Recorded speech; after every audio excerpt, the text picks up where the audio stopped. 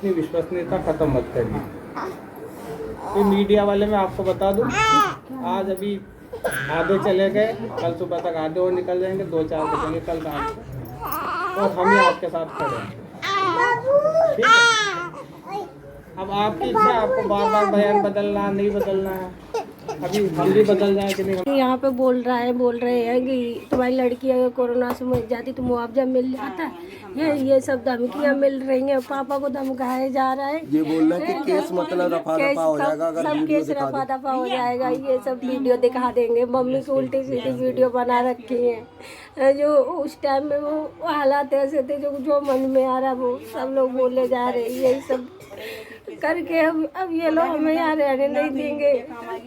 ये डीएम बहुत ज़्यादा ही चालबाजी कर रहे हैं। हम लोगों के साथ में इतना प्रेशर डाल रहे हैं जबरदस्ती कि हम लोगों ने इतने लोग तुम्हारी बात का कोई भरोसा नहीं है, तुम जबरदस्ती बयान बदल रहे हो, तुम पे कौन भरोसा। पापा पे बुलवा रहे, बयान बदलने से तुम्हारी कोई वो रहेगी, हम लोग दूसरी जगह चले जाएंगे। तो जो पहले सज्जन बात कर रहे थे वो थे डीएम। तो सुना आपने किस अंदाज में वो बात कर रहे थे। ये हाथरस के कलेक्टर हैं जिन पर पीड़ित परिवार धमकाने का आरोप लगा रहा है और कह रहा है कि मामला रफा दफा करने के लिए उन पर यानी कि परिवार पे लगातार दबाव बनाया जा रहा है। डीएम साहब आज ही पीड़ित परिवार से मिलने के लिए पहुंचे थे और जो दूसरी आवाज़ थी, जो दूसरी महिला आप जिसको सुन रहे थे, वो परिवार की एक महिला जो बता रही थी कि किस तरह से परेशान हो चुके हैं वो तमाम लोग। और ये लगातार ये कह रही थी कि हमें धमकाया जा रहा है, हम पर दबाव बनाया जा रहा है कि किसी बात को बयान जो है आप वो बदल रहे हैं। इस तरह की तमाम बात जो है परिवार की ये महिला कर रही थी। हमारे साथ मुकेश सिंह सेंगर हमारे सहयोगी जुड़े हुए हैं जो वहाँ पर मौजूद हैं, जिन्होंने परिवार से मुलाकात की है। मुकेश, हाथरस में आप हैं और हाथरस के कलेक्टर आज परिवार से मिले हैं। जो उनका बातचीत करने का अंदाज था और पहले भी जो ऑडियो सामने आए हैं उसमें ऐसा लगता है कि वो कुछ धमकाने वाले अंदाज में है। कम से कम ऐसा ही पीड़ित परिवार आरोप लगा रहा है। पीड़ित परिवार किस तरह से दबाव में है और अब तो ये बात भी सामने आ रही है कि उत्तर प्रदेश पुलिस जो है वो बलात्कार से ही इनकार कर रही है। देखिए, बिल्कुल अगर हम डीएम की जो उनका पूरा जो वीडियो है वो देखें तो जो यहाँ के डीएम हाथरस के डीएम हैं प्रवीण कुमार लक्सर, वो कुछ इस अंदाज में बात कर रहे हैं कि एक तरह से जो विक्टिम फैमिली है उसको थ्रेट कर रहे हैं वो, क्योंकि वो कह रहे हैं कि पत्रकार आधे पत्रकार बचे हैं, आधे और चले गए हैं, आधे और चले जाएंगे, उसके बाद हमें और आपको यहाँ पर रहना है और आप बार बार जो स्टेटमेंट चेंज कर रहे हैं वो मत करिए। इस तरह की बातें वो कर रहे हैं। तो विक्टिम फैमिली का कहना ये है कि जो प्रशासनिक अमला है, ख़ासतौर से जो डीएम हैं, वो उनको लगातार थ्रेट कर रहे हैं और ये कह रहे हैं कई बातों को लेकर दबाव बना रहे हैं। अब चूँकि जो हम लोग हैं वो भी आज सुबह से विक्टिम फैमिली से नहीं मिल पाए हैं, क्योंकि हमें गांव से 1 किलोमीटर पहले ही रोक दिया गया है। एक बैरिकेड लगा हुआ है सामने और इस बैरिकेड के आगे किसी को भी जाने की परमिशन नहीं है। तो बाहर बहुत ज़्यादा पुलिसकर्मी हैं और गांव के अंदर भी बहुत ज़्यादा पुलिसकर्मी हैं। तो विक्टिम फैमिली ये खुद कह रही है कि वो घर में कैद हैं, वो किसी से बात नहीं कर पा रहे हैं, वो अपनी बात मीडिया तक नहीं पहुंचा पा रहे हैं और उनको किसी से मिलने नहीं दिया जा रहा है। इस तरह के एलिगेशन विक्टिम की फैमिली लगा रही है। तो कुल मिलाकर ये देखने को मिल रहा है कि जो हाथरस प्रशासन है उसका रवैया काफ़ी असंवेदनशील है। ख़ास तौर से जो विक्टिम का शव था उसको फैमिली की मर्ज़ी के ख़िलाफ़ उसका अंतिम संस्कार कर दिया गया है और अभी एलिगेशन लग रहा है कि जो प्रशासनिक अधिकारी हैं वो विक्टिम की फैमिली को धमका रहे हैं। तो कुल मिलाकर कई सारी बातें गांव से निकलकर सामने आ रही हैं, लेकिन चूंकि मीडिया को गांव से करीब 1 किलोमीटर दूर रोक दिया गया है, इसलिए गांव में क्या कुछ चल रहा है उसकी ना तो हम रिपोर्टिंग कर पा रहे हैं और ना ही वो बातें हम अपने दर्शकों तक पहुंचा पा रहे हैं कि गांव में आखिर क्या कुछ चल रहा है। आज सुबह से यहाँ पर एसआईटी की टीम आई थी। एसआईटी की टीम ने जो विक्टिम फैमिली है उसका बयान दर्ज किया है, मौका वारदात पर वो गई है, लेकिन मीडिया कर्मियों से कहा गया कि एसआईटी की टीम चूँकि अंदर पूछताछ कर रही है, ऐसे में मीडिया का जाना अंदर ठीक नहीं है और इसीलिए रास्ते को बंद कर दिया गया है। लेकिन करीब 3 घंटे पहले एसआईटी की टीम गांव से निकल चुकी है, उसके बाद भी यहाँ पर कोई भी मीडिया कर्मी गांव के अंदर नहीं जा पा रहा है, अभी भी पुलिस ने रास्ते को बंद किया है, बैरिकेटिंग कर रखी है। तमाम राजनीतिक पार्टियों के लोग भी यहाँ पर आ रहे हैं, चाहे वो आम आदमी पार्टी हो, समाजवादी पार्टी हो या फिर कांग्रेस हो। उनके तमाम जो कार्यकर्ता हैं उनको भी गांव में जाने की परमिशन नहीं है। और दिन में कई बार ऐसा हुआ कि राजनीतिक पार्टी के कार्यकर्ताओं का पुलिस से टकराव हुआ, पुलिस ने या तो डंडे मारे या फिर जबरन उनको यहाँ से हटा दिया है। तो अभी जो पूरा इलाका है, मैं आपको दिखाता हूँ कि अभी जो पूरा इलाका है ये खाली करा दिया गया है। इस बैरिकेड के पीछे तमाम जो पुलिस के अधिकारी हैं वो बैठे हुए हैं। पूरा गांव और गांव के आसपास का इलाका छावनी में तब्दील कर दिया गया है और इस बैरिकेड के अंदर किसी को जाने की परमिशन नहीं है। तमाम जो मीडिया कर्मी दिल्ली से या फिर जो स्थानीय मीडिया कर्मी हैं वो इसी बैरिकेड के बाहर से रिपोर्टिंग कर रहे हैं। ये सामने आगरा हाथरस का रोड है। आप देखें कि इस रोड पर आज दिन में कई बार इस रोड को ब्लॉक किया गया। तमाम राजनीतिक पार्टियों के लोग यहाँ पर आए जिन्होंने रास्ते को बंद किया, लेकिन पुलिस ने बलपूर्वक या जबरन उनको यहाँ से हटाया और कई बार लाठीचार्ज किया। तो कुल मिलाकर पीड़ित परिवार भी पुलिस की जांच से खुश नहीं है। वो सीबीआई जांच की मांग कर रहा है या फिर सुप्रीम कोर्ट की निगरानी में जांच की मांग कर रहा है। और वहीं जो तमाम स्थानीय लोग हैं या जो दलित समाज के लोग हैं वो भी यूपी सरकार और हाथरस प्रशासन के रवैये से खासे नाराज हैं। नगमा जी, आप लोगों के साथ ये मजबूरी है कि गांव के बाहर चूंकि रोका गया है मीडिया को, इसलिए जाकर ज़्यादा रिपोर्टिंग या जो वहां पर पड़ताल की जा सकती है वो करना मुमकिन नहीं है, जैसा मुकेश बता रहे हैं। हमारे साथ आप बने रहें मुकेश। इससे पहले आज दिन भर क्या चला है उसके बारे में बता दें। यमुना एक्सप्रेस वे पर पूरे दिन हंगामा चला है और जो ये हंगामा था उसके बाद उत्तर प्रदेश पुलिस पूरी घेराबंदी के साथ राहुल गांधी और प्रियंका गांधी को दिल्ली लेकर आ रही है, क्योंकि राहुल गांधी और प्रियंका गांधी वहां जाने की कोशिश कर रहे थे। जैसा आप इन तस्वीरों में देख रहे हैं, राहुल गांधी हाथरस जाने की कोशिश कर रहे थे, राहुल गांधी को रोका गया। राहुल गांधी वहां से झाड़ियों की तरफ गए और जाने की कोशिश की, वहां पर वो गिरे। राहुल गांधी और प्रियंका गांधी दोनों को हिरासत में लिया गया और उसके बाद ये खबर है कि उनको अब पुलिस दिल्ली लेकर आ रही है। राहुल और प्रियंका को पुलिस ने दिल्ली जाने के लिए छोड़ा है।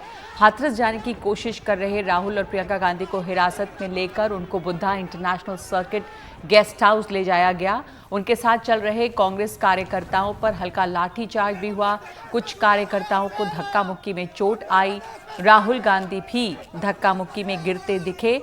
जब हिरासत में लेने की बात हो रही थी तब राहुल गांधी पुलिस वालों से बहस करते दिखे। वो जानना चाह रहे थे कि उनको किस आधार पर गिरफ्तार किया जा रहा है।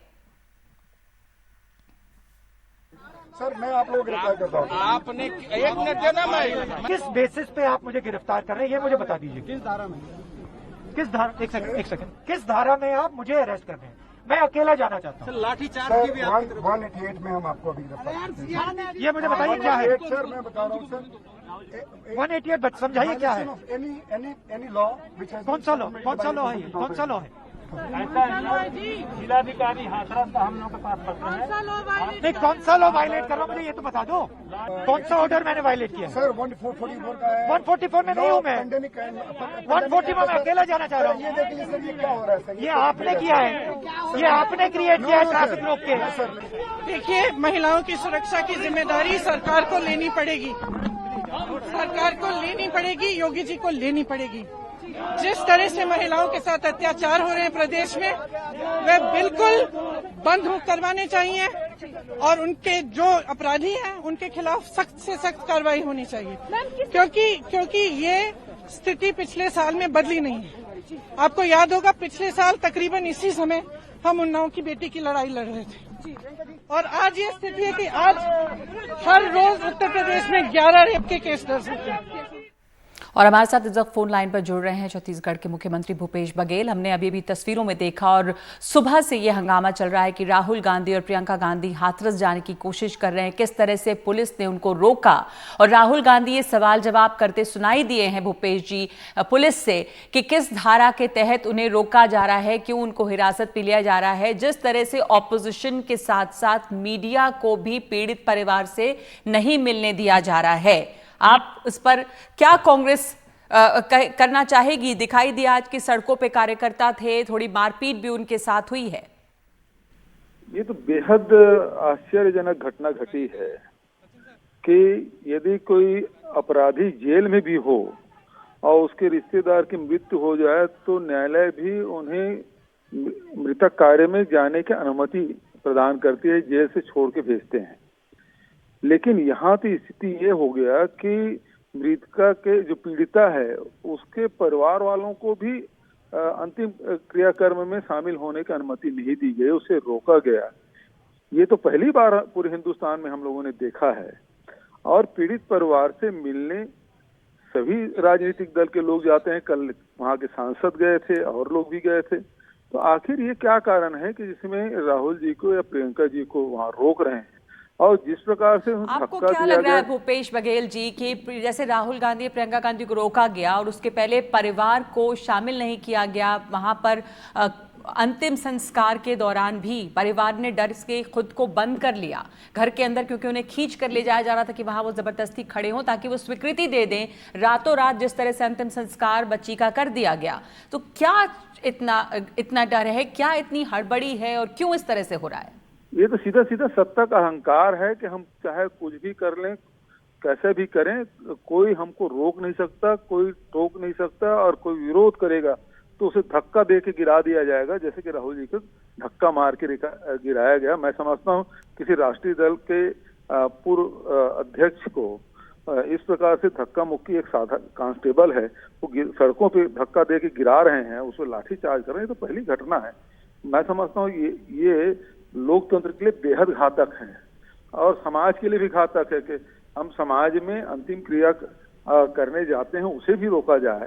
तो ये तो पता नहीं देश को किस दिशा में ले जा रहे हैं योगी और मोदी जी। पर मोदी जी ने मुख्यमंत्री आदित्यनाथ से बात की है और कहा कि कड़ी से कड़ी सजा दी जाए इसमें आरोपियों को। मुख्यमंत्री ने इसमें फास्ट ट्रैक कोर्ट बनाने की बात की है। आपको लग रहा है कि प्रशासन काम कर रहा है इस पर चुस्ती से?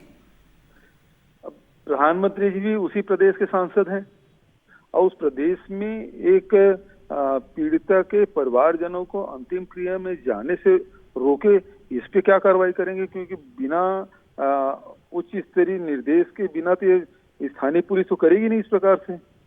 लेकिन ये हुआ है, तो क्या इसमें कोई कड़ी कार्रवाई प्रधानमंत्री जी करेंगे? न सामाजिक कार्य करने दे रहे हैं, न पारिवारिक काम करने दे रहे हैं, न ही एक संवेदना व्यक्त करने जा रहे हैं। राहुल जी को भी रोका जा रहा है। तो क्या उत्तर प्रदेश में कानून व्यवस्था नाम की चीज नहीं? योगी आदित्यनाथ कुछ भी कर लें और ये आंख मूंद के बैठे रहें, प्रधानमंत्री जी केवल एक निर्देश दे दें और उसका कोई औचित्य नहीं है, तो इसका क्या अर्थ निकाला जाए कि उनको खुली छूट दे दी गई कि आप कुछ भी कर लें? तो तमाम आप कह रहे हैं कि जो कार्रवाई के लिए कहा गया है, लेकिन उसके पहले जिस तरह से मिलने नहीं दिया जा रहा किसी को भी, पुलिस वालों पर यह आरोप लगा रही है पीड़ित परिवार जो है, मृतक के जो माँ बाप हैं, उनके परिवार की महिलाओं को हमने सुना कि उनके ऊपर दबाव बनाया जा रहा है, मामला को रफा दफा कर दिया जाए। इसके लिए जो वहाँ के कलेक्टर हैं उनका अंदाज भी सामने आया है बोलने का। परिवार का आरोप है कि एक तरह से धमकाया जा रहा है। कुछ पुलिस वालों पर यह भी आरोप है कि जिस समय वो हो रहा था अंतिम संस्कार, पुलिस वाले वहाँ सिर्फ पुलिस थी, पुलिस वाले हंस भी रहे थे, ऐसा जेडीयू के केसी त्यागी ने हमसे कहा कुछ देर पहले के लिए। तो परिवार का आरोप भी है, परिवार को किस तरह सुरक्षा मिलेगी, क्या कहेंगे आप इस पर? देखिए, घटना घटी, उसे दबाया गया। जब पीड़िता की मृत्यु हो गई तो उसे डेड बॉडी को घर वालों को नहीं दिया गया। रात में अंत्येष्टि नहीं होता, ये आधी रात को जाकर अंत्येष्टि कर दिए बिना परिवार वालों के। अब उसके बाद परिवार वालों से भी नहीं मिलने दिया जा रहा है। तो आखिर कौन सी बात है जिसे दबाना चाहती, छुपाना चाहती है सरकार? क्या बात है? और इतना निरंकुशता तो ठीक नहीं, इतना घमंड भी ठीक नहीं है। घमंड तो रावण का भी नहीं रहा है। तो फिर ये इनके घमंड कहाँ से टिकेगा? लेकिन ये बहुत ही निंदनीय है, इसकी जितनी निंदा की जाए कम है। ये तो बहुत व्यथित करने वाला है।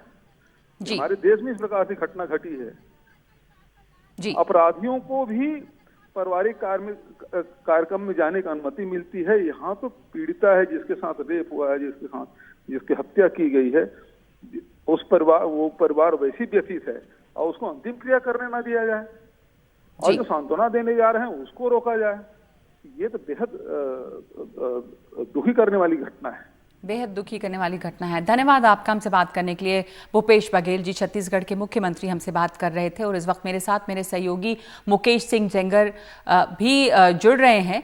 और इसमें बता दें कि एक नया मोड़ भी अब इस पूरे मामले में आ गया है। एक तो ये तस्वीर देखिए जिस समय अंतिम संस्कार किया गया था उस लड़की का, और सिर्फ पुलिस वहां नजर आ रही है, पुलिस ही पुलिस है। परिवार ने ये कहा कि जबरदस्ती उन्हें वहां पर खड़ा करने की कोशिश की जा रही थी, उनके घर से लोगों को ले जाने की कोशिश की जा रही थी ताकि एक स्वीकृति रहे कि परिवार की रजामंदी के साथ ये अंतिम संस्कार किया गया, जैसा कि पुलिस ने कहा भी।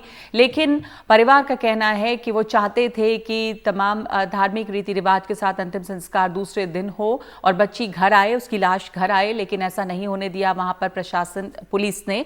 और पुलिस ने रातों रात अंतिम संस्कार कर दिया, बल्कि उस दौरान भी उस तरह की ऑडियो आई है पुलिस वालों की कहते हुए कि तमाम लोग यहाँ पर नेता बनने की कोशिश कर रहे हैं। तो थोड़ा लोगों को डांटते हुए सुनाई दिए थे उस समय भी पुलिस वाले, और बीच रात में अंतिम संस्कार कर दिया गया। अब उसमें एक बात और सामने आई है इस मामले में। उत्तर प्रदेश पुलिस ये कह रही है कि रेप की पुष्टि नहीं हुई है इस मामले में, और शायद बलात्कार इसमें था ही नहीं। तो इस पर भी हम बात करेंगे इस ब्रेक के बाद।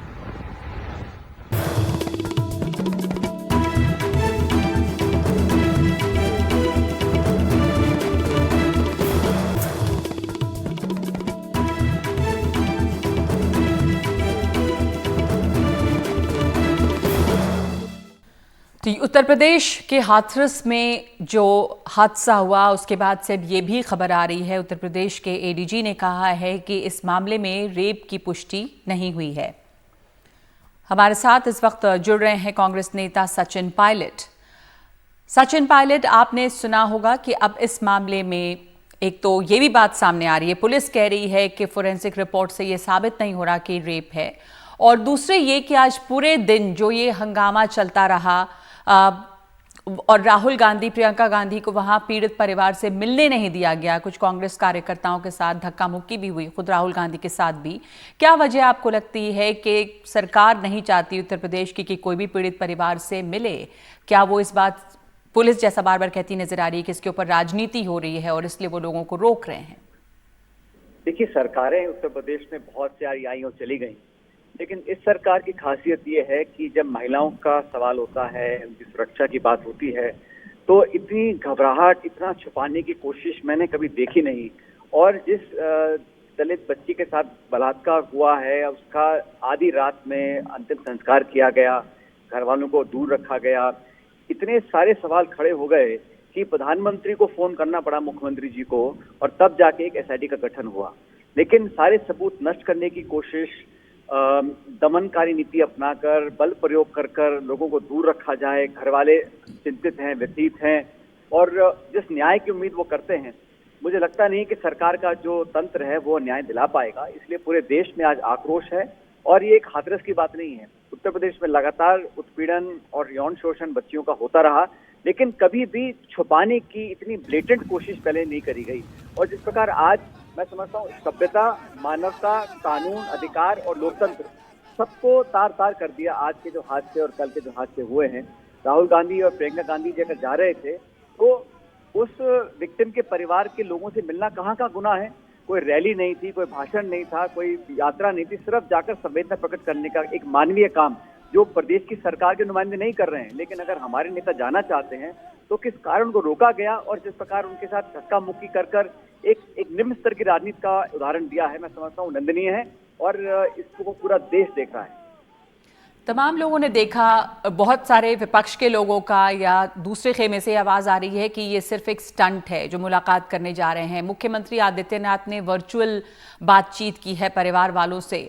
तो क्या आपको लगता है कि चूंकि कोरोना का दौर है और भीड़ में इकट्ठे वहां पर जाना शायद इजाज़त इसलिए नहीं है, वरना क्या वजह है कि परिवार कह रहा है कि उनको धमकियां भी मिल रही हैं प्रशासन की तरफ से? खुद हमने कलेक्टर की आवाज़ सुनी है, एक तरह से एक धमकी वाले टोन में वो बात कर रहे थे परिवार से, और ये भी कह रहे थे कि मीडिया को भी बल्कि इजाज़त नहीं है, उनको कुछ दूरी पर रोक दिया गया है। तो रातों रात जिस तरह से अंतिम संस्कार भी किया गया और अब उसके बाद किसी को मिलने नहीं दिया जा रहा है, और ये आपने सही कहा कि उत्तर प्रदेश में पहली दफ़ा नहीं है, ये बहुत लखीमपुर खीरी हो गए, उन्नाव हो गया, अभी बलरामपुर की घटना हुई है। इतनी ज़्यादा इसमें ये घबराहट दिख रही है क्यों?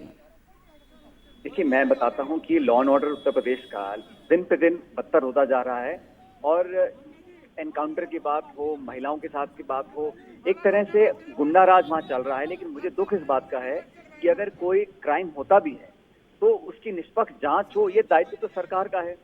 जांच को दबाने के लिए जिस प्रकार आधी रात में अंतिम संस्कार किया गया, ऐसा पहले कभी देखा नहीं गया। उसके जो अंतिम, उसका एक मृत व्यक्ति का भी अधिकार होता है कि अपने घर अंतिम यात्रा निकले, उसका दाग लगाने के लिए घर वालों को इजाजत दी जाए। ये मैं समझता हूँ मानवता के जो हमारे थोड़े बहुत जो प्रिंसिपल्स बचे थे उनको बिल्कुल नष्ट कर दिया।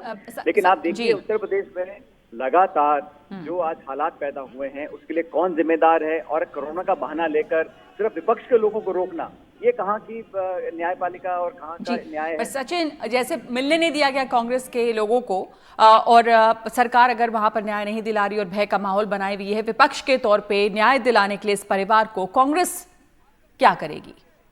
हम सब कुछ करने को तैयार हैं, लेकिन ऐसा राज मैंने पहली बार देखा कि राहुल गांधी ने कहा अगर सेक्शन 144 लगा है, अगर 4 से ज्यादा लोग नहीं जा सकते, मैं अकेला जाना चाहता हूँ। वो अकेले को नहीं जाने दिया। ये भयभीत किस बात से है मुझे बताइए। एक बच्ची का जिस प्रकार से घटनाक्रम हुआ उसके बाद ऐसा छुपाने को क्या है, ऐसा रोकने के लिए क्या मजबूरियां उनके सामने पैदा हो गई कि सबको रोक रहे हैं, धक्का मुक्की कर रहे हैं। एक सांसद को, 4 बार के सांसद पूर्व अध्यक्ष कांग्रेस पार्टी के हैं, उस पर इस प्रकार पुलिस व्यवहार कर रही है। ये क्या दिखलाता है, किस प्रकार का ये उदाहरण स्थापित करना चाहते हैं, समझ से परे है। जी जी, धन्यवाद आपका सचिन पायलट हमसे बात करने के लिए। कांग्रेस के भारी विरोध प्रदर्शन से नोएडा दिल्ली बॉर्डर पर काफी देर के लिए लंबा जाम लग गया है, क्योंकि इसी रास्ते से जब राहुल गांधी और प्रियंका गांधी जा रहे थे, लेकिन वहां पर उन्हें रोका गया और उसके बाद विरोध प्रदर्शन जो हुआ नोएडा दिल्ली बॉर्डर पर, उससे वहां पे जाम रहा। हाथरस की घटना के विरोध में सड़क पर उतरी समाजवादी पार्टी के कार्यकर्ताओं की पुलिस के साथ नोकझोंक हुई है और आगरा में जगह जगह प्रदर्शन हो रहे हैं। ऐतिहासिक रामबाग स्मारक पर सफाई कर्मचारियों ने काम का बहिष्कार कर दिया है। शहर में कई जगह पर कूड़ा फैलाकर भी विरोध जताया गया। वाल्मीकि वाटिका पर पुलिस का सख्त पहरा नजर आया। मुरादाबाद में सफाई कर्मचारियों ने हाईवे पर जाम लगाया। पश्चिम बंगाल की राजधानी कोलकाता में भी हाथरस मामले के खिलाफ गुस्सा नजर आया। बेंगलुरु में भी लेफ्ट पार्टियों ने हाथरस की घटना को लेकर अपना विरोध जताते हुए मार्च किया है। देश की बात में इस वक्त हम एक ब्रेक ले रहे हैं और उसके बाद बताएंगे आपको कि हाथरस के अलावा उत्तर प्रदेश के दूसरे शहरों में भी इस तरह की घटनाएं अभी हुई हैं।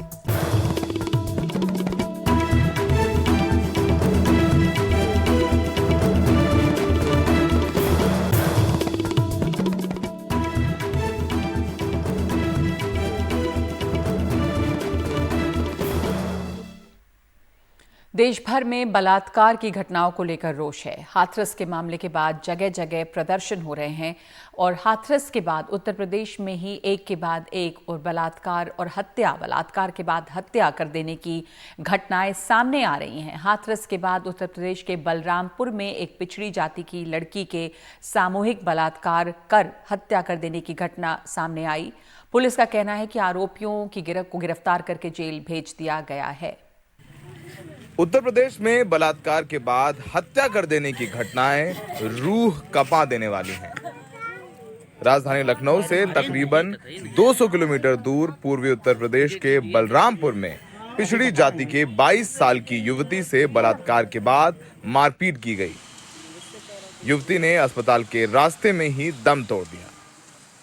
परिवार का आरोप है कि मंगलवार को पीड़ित युवती सुबह डिग्री कॉलेज में दाखिला लेने गई थी, लेकिन रास्ते में ही कुछ लोगों ने उसे अगवा कर नशीला इंजेक्शन दिया, उसके साथ शाम तक बलात्कार किया और मारा पीटा भी।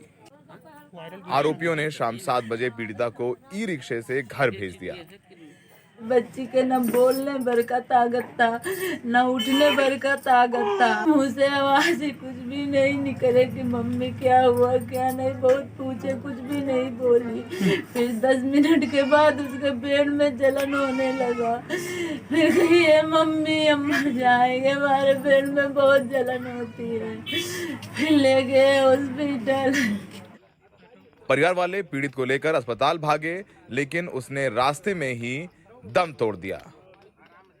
पुलिस का कहना है कि परिवार ने जिन 2 लोगों के खिलाफ मुकदमा लिखवाया है उनको सामूहिक बलात्कार और हत्या की धाराओं में गिरफ्तार कर लिया गया है। पुलिस का कहना है कि पोस्टमार्टम रिपोर्ट में पैर और कमर टूटने की बात सामने नहीं आई है। कुछ मीडिया चैनल्स में ऐसी खबर चल रही थी कि जिसमें बताया जा रहा था कि जो पीड़िता है उसके हाथ पैर और कमर तोड़ दिए गए थे, तो ऐसा पोस्टमार्टम में कोई भी पुष्टि नहीं हुई है। लखनऊ से 220 किलोमीटर दूर आजमगढ़ में 8 साल की छोटी बच्ची के साथ पड़ोस के ही दानिश नाम के शख्स पर बलात्कार करने का आरोप है, जिसको पुलिस ने गिरफ्तार कर लिया है। छोटी बच्ची को चोटें आई हैं और इस वक्त उसका इलाज बनारस में चल रहा है। हाथरस के बाद बलरामपुर, आजमगढ़ और बुलंदशहर में रेप की घटनाएं सामने आई हैं और यहां तक कि बलरामपुर में परिवार का कहना है कि लड़की की कमर और पैर भी तोड़ दिए गए। पुलिस जबकि मना कर रही है, लेकिन उसमें मृत्यु हो गई है लड़की की। सवाल सबसे बड़ा यही उठता है कि इन तमाम मामलों में इंसाफ देने की बजाय पुलिस लीपापोती में क्यों लग जाती है। लखनऊ में सहयोगी राजेश, विनीत और प्रेम सिंह के साथ सौरभ शुक्ला, एनडीटीवी इंडिया। हाथरस, बुलंदशहर, आजमगढ़ और अब ताज़ा घटना भदोही की भी है। और उत्तर प्रदेश पुलिस के बड़े अफसर ये कह रहे हैं कि हाथरस पीड़ित से रेप नहीं हुआ। एडीजी कानून व्यवस्था का ये कहना है कि एफएसएल रिपोर्ट में सब साफ है। एफएसएल की रिपोर्ट आने के बाद से यह स्पष्ट हो गया है कि उनके साथ, पीड़िता के साथ कोई रेप या मास रेप की बात नहीं हुई थी। जैसा कि 2 वीडियो आज आने के बाद पहले उन्होंने खुद ही थाने में रेप की बात नहीं बताई थी, मारपीट की बताई थी और गला दबाने के कारण इंजरी हुई थी, जो पूर्व में ही आप लोगों के साथ शेयर किया जा चुका है।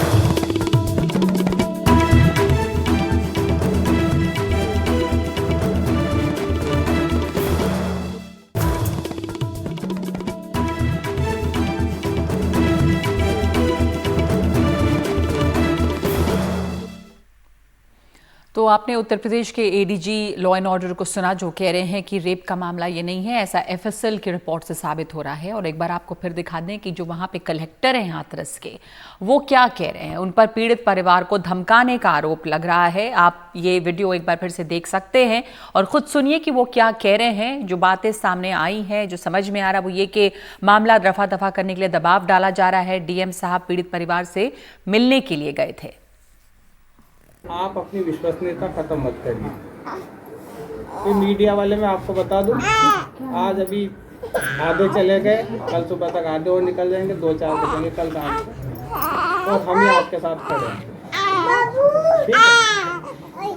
अब आपकी इच्छा, आपको बार बार बयान बदलना नहीं बदलना है, अभी हम भी बदल जाए कि नहीं। यहाँ पे बोल रहे हैं कि तुम्हारी लड़की अगर कोरोना से मर जाती तो मुआवजा मिल जाता है। ये सब धमकियाँ मिल रही हैं, पापा को धमकाया जा रहा है। ये बोल रहे हैं कि केस मतलब रफा दफा हो जाएगा, अगर सब केस रफा दफा हो जाएगा। ये सब वीडियो दिखा देंगे। मम्मी की उल्टी सीधी वीडियो बना रखी है। जो उस टाइम में वो हालात ऐसे थे, जो मन में आ रहा वो सब लोग बोले जा रहे। यही सब करके अब ये लोग हमें यहाँ रहने नहीं देंगे। ये डीएम बहुत ज्यादा ही चालबाजी कर रहे हैं। हम लोगों के साथ में इतना प्रेशर डाल रहे हैं जबरदस्ती कि हम लोगों ने इतने लोग, तुम्हारी बात का कोई भरोसा नहीं है, तुम जबरदस्ती ये बयान बदल रहे हो, तुम पे कौन भरोसा। पापा पे बुलवा रहे, बयान बदलने से तुम्हारी कोई वो रहेगी, हम लोग दूसरी जगह चले जाएंगे। तो उत्तर प्रदेश में इस तरह के अत्याचारों का सिलसिला नहीं रुक रहा है, क्योंकि हाथरस के बाद अब बलरामपुर, आजमगढ़, कई जगह का नाम फिर से सामने आ रहा है। इस वक्त इसकी बात में मेरे साथ इतना ही।